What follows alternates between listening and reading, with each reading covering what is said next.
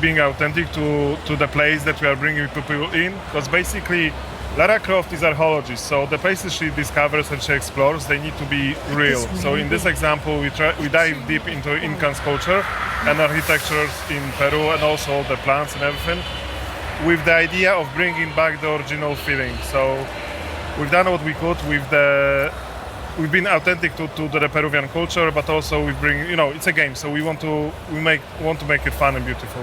Yeah, it's really, when we dove into it, we're like, okay, the cog puzzle is such an iconic part of that game. I'm going to say iconic a lot because we are dealing with an icon. Yeah. So, but let's say they're memorable water cooler moments that people remember so well. But in a modern gaming sense, like we have we have an ability to create a higher believability sense of immersion. And so when we really kind of step back and we look at it for what it is and how we try to make the gameplay feel naturally seated and believable in the world, but just slightly out of place, like why does this exist? Yeah. It sparks a feeling of curiosity. And curiosity combined with exploration is like what Tomb Raider is at a core. And so we get it on screen and we hopefully make people happy with it. Yeah, but also when you look on the cog puzzle, we wanted to make a sense why it's there. So we created a whole narration around it. Like we created this culture that has this ceremony of bringing the cogs together to open the gate to Tomb of Qualopec. So it was really fun to just build the whole structures and logic and the whole system, why it would be there and how it worked. I love that. Like here's a perfect example of curiosity on display. Like Lara gets a beautiful pencil dive into the water after dislodging the roots. Stunning. 10 all round, by the way. 10. Oh, awesome. But along the way, she's like, wait a minute, I see something out of the corner of my eye. The player drives in and they come into this new space. You may have never missed this unless or you may never seen it if you had not taken a chance to actually just look around for a beat. I mean, speaking about looking around, is there maybe particular details that you guys are really proud of or that you want players to really notice in the environment of the game? From an environment perspective, for me, was the most important. I want people to immerse in a game, and I don't want to break this immersion, so I wanted to build everything with the logic. So everything, all the mechanisms, all the puzzles, they need to be there for a reason. And me and our team, we really worked really hard to make sure that every single puzzle, every single obstacle that Lara meets, it makes sense. So when you dive deep into the environment, into the world that we are playing, it's there because someone built it, not because the game requires it to. And we don't want the environment to feel like it's a heritage site. I mean, we're in the wild. This is a lost city, lost to time that we are discovering. And as a result, we have the opportunity to kind of do some storytelling tricks where we can actually say, hey, this is a culture that evolved in isolation for a while. So how do you preserve what we know about Incan culture, but at the same time, give it a uniqueness to say, hey, it's unmistakably Tomb Raider, but it's that way because they just evolved in isolation for a while. Yeah. And when you play the game, you're going to find out why. Yeah. Sick. And then you can have a lot of fun with the overgrown aesthetic, as well as obviously some of the dirt that Lara's picked up as she's traversing through these environments. That's sick.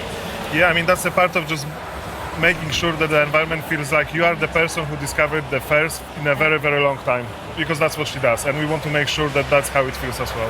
Yeah, and Lara's she's not a delicate flower. She looks good, but she is going to get her hands dirty. She's going to dig in. Heck yeah. She's going to go anywhere, and she's going to follow her instincts, similar to how she's doing here. She's like, I need that cog to get that puzzle moving. I found one, but that has opened up the path to somewhere else.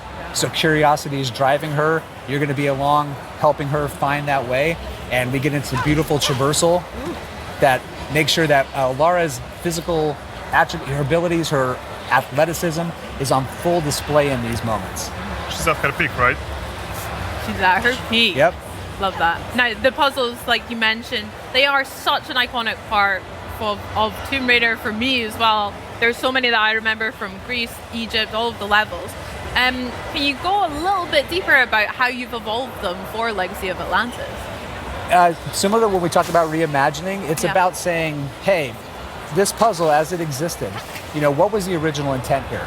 And if that intent is something that we are like, hey, that's a really strong guiding principle, how do we take that and make it the ultimate version of what it intends to be? Sometimes that means sticking very close to the formula. Sometimes it means deviating into another area, but we do so in a way that's very thoughtful and very precise, because we never want to make it feel like we're ignoring the history of this adventure that we're reimagining. We wanted it to feel like it's the re-debut of this game. And so adding new details like giving her gear items that allow her to extract more lore from the world, preserving some of those classic abilities like push-pull, traversal being fluid and dynamic. We'll get into combat a little bit later, but these are all just Tomb Raider things at the core. Amazing. Yeah, but just going back to the scanner thing, like you can use a scanner if you are a fan and just want to, like Jeff said, dig deep into the lore. You can scan things and find out more, but you can also use the scanner as a clue to the puzzles. It gives you clues if you want to. If you don't want to, you can just play it your way. Yeah. Nice. And that's us trying to be sensitive to the players, because there are those that want to have this full breadth of systems, but we also have our hardcore players that are like, I want 2 pistols and no help. Yeah. And we're accommodating them as well. Yeah, I love that. Giving players way more choice and following their lead as well. That's so cool. It sounds like you guys have done a lot of research as well and really respected a lot of the environments that you're talking about in real life, as well as creating a more fantasy realm for Lara to explore. That sounds sick. I mean, the research is a massive part of what we've been doing, because the cultures that we've been working on recently is Incans, ancient Greece, Egypt, and we want to be respectful to those cultures and to the history that they had, and also for the players to feel like they are actually archaeologists, not just playing the game. So that's why we've done so much research. And when we decided to partner with the Hogs on this game, co-develop it together, we knew that they were also fans of the game. I think Maddie is actually one of the designers on the yeah. So like we've got a designer on the team who literally used to make Tomb Raider levels for fun. Yeah. And he's No way. really well known in the community. So these are real fans that are making the game. Wow. But at the same time, we're also, we have a luxury of very talented developers who ask the right questions, who push in the right places to make sure we get really cool stuff that's fun to play on screen. And watching this whole process unfold over the last few years has just been a treat as a developer. I bet. That's so special. That's so cool. What we've seen here is Lara movement in full action there. She's got a lot of swagger, like I said, she's got steez looking. Can you talk to me a little bit about some of the innovations that Lara's movement can be experienced in Legacy of Atlantis, and how it'll feel for players to play as her? What we hope it feels familiar. We hope that you can pick up the sticks and you're like, wow, this is like putting on an old pair of shoes that are super comfortable. But at the same time, we've given her a couple of more tricks that she can use to help navigate the world, such as her grapple cuff that can give her some unique abilities to interact with objects, to use it to navigate. Those little touches are additive and are meant to enhance the experience while still preserving that original intent. Very cool. But that cog puzzle, I mean, she basically knew she needed to find it. She used her instinct. She moved upwards through this beautiful little pocket city that was adjacent to this temple, discovered things about it along the way, got inside, found this beautiful water clock whose purpose is unknown. Yeah. She gets it, Look at her and go. look at this. There she is. That's Lara, baby. Oh my gosh. Lara never comes in through the front door, and she never Yes. leaves without style. Oh, that's sick. So yeah, we've got this beautiful landscape around us. The environment art is stunning. I know. I mean, Incredible. I mean, we try to. When you play in this game, like we want you to explore and just enjoy exploring the environment, apart of doing everything else. Like if you just want to walk around and want to figure out what was actually happening in this place and how what the people were doing there hundreds of years ago, you can do so. And just working on all those vistas, it's just so awesome.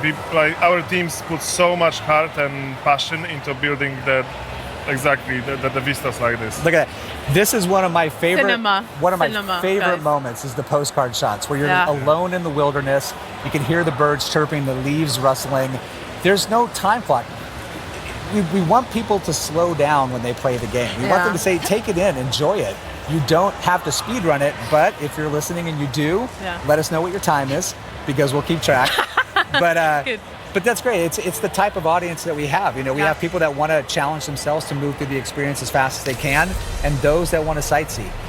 And the game just is welcoming to all. I'll be sightseeing for sure. I've got tears in my eyes. I'm not even joking. That is absolutely incredible. Wow. I wanted to go back a little bit and talk a little bit more about Lara's toolkit and how that's evolved here. So we've mentioned her grapple hook, we saw the scanner in action as well. How is that really going to affect the gameplay for players, and what other tools has she got up her sleeve? Well, we've got like you said, the 2 items that we've already discussed. Nice. And as Arik mentioned, the scanner has some dual functionality. It can not only give you some hints that are optional if you don't want to engage with it, but it also gives you some world lore. But on top of that, we've got some things under the hood in her PDA that we can use to help give her some slightly different skill attributes if you want to equip her in a certain way to help meet challenges as you face them. We've got our crafting system, because we want to make sure that, finding med packs in the middle of the jungle.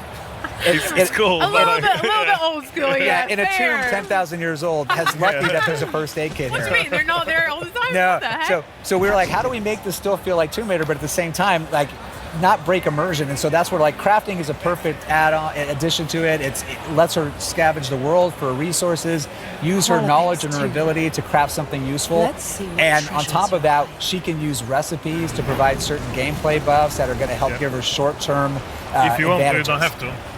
And You can just play the old school way, dual pistol, all the way through with healing items if you want. If you want to put your heads down and power through it, you can do it, but these things are available to you, and we think they're fun to engage with. Amazing. The Tomb of Qualipec waterfall gate is opened. Done it. Now here we're advancing to a little bit later in the game. Yeah. We're now just on the cusp of a very memorable first encounter, so folks, hold on, here we go. Oh, I remember this, I think. But we got to do it with style. Yes! I'm so worried you were going to include a song. That's so sick. She's so cool. Early stages of the project, we were like, hey, if we're really going to do this, we want to represent Lara in a way that she's fully recognizable. And part of that is the acrobatics. Lara without the acrobatics is still cool Lara, but not classic Lara. No. And here, they're on full display, but what I hope people appreciate is that there's more grounding, more believability to it in how she moves. She's still having fun, but it's synonymous to her, but like you mentioned, the more grounded when she was kicking the cog puzzle, that looked sick. It was so cool. Yep. But yeah. Those little interactive moments add a sense of cinematic spectacle time to time, which is nice. It allows the game to still feel like a summer blockbuster. Yeah. And speaking of, hello, who are these guys? Hello. The Raptor design looks really cool, Arik, as well. Brilliant, thank you. I love the addition of the feathers. Yeah, I mean, we wanted to keep the red color, which you remember from the original one. But obviously, our knowledge about the dinosaurs evolved so much since 1996. So we wanted, and like with everything in this game, we want to add on the top of what's been done already. So we kept the color. We add our own silhouette designs, and we added the feathers to make it unique for the legacy of Atlantis. Nice. And their combat has been like dramatically overhauled. They're no longer just charging at you and just taking bullets. They're thinking, they're evading. You have the ability to use the health reticle when in aim down sight to be able to kind of assess where they're at so you can target your shots. And with Lara's combat, love seeing the axe make a little appearance. Utility gear for the win. But when she's actually in combat, she's got a loop of, assessing the situation, responding, and then moving to make sure she can then reassess. And Lara's always in motion. Her combat is fluid, it's organic, but at the same time, it helps her kind of overcome challenges and get the upper hand. Yeah, she needs to keep moving all the time. It's like a dance for them. Yeah. That's sick. And you can see a little blue dot on the bottom, which enables you to go into the focus mode, which slows down time, which is one of my favorite features in our game. For sure. Yeah, when that fills up, she can go into hyper focus, slow down time, and really pull off those precision shots. But if you're gonna do that, like, give her some style when she does it. Absolutely. Let those acrobatics shine. Hello. There's our girl. That's the girl, yeah. Yay! Oh my gosh, what was it like reimagining such an iconic boss fight here as well as the other ones in Atlantis? How was that? From our perspective, it was just an honor to work on a T-Rex, but like we've worked for such a long time to just make sure it's perfect from our perspective, and we were trying to be respectful to the OG one. The moment when she's coming out like throughout the corner and you see the T-Rex, we couldn't do exactly this, but we wanted to have the same emotions when people see her for the first time. And then just working on a design, it was such a blast. Yeah. And when you see her, it's like she still has some of those classic DNAs. She's got that beautiful green with the yellow pockets under her eyes. But we've also got some added elements in the feathers that also provide a little bit more of a reason of, she's in a geothermal valley. I mean, she's going to have a little bit of plumage that feels like it matches that environment, and it just gives her this really recognizable signature look. I just love that we added those red feathers because the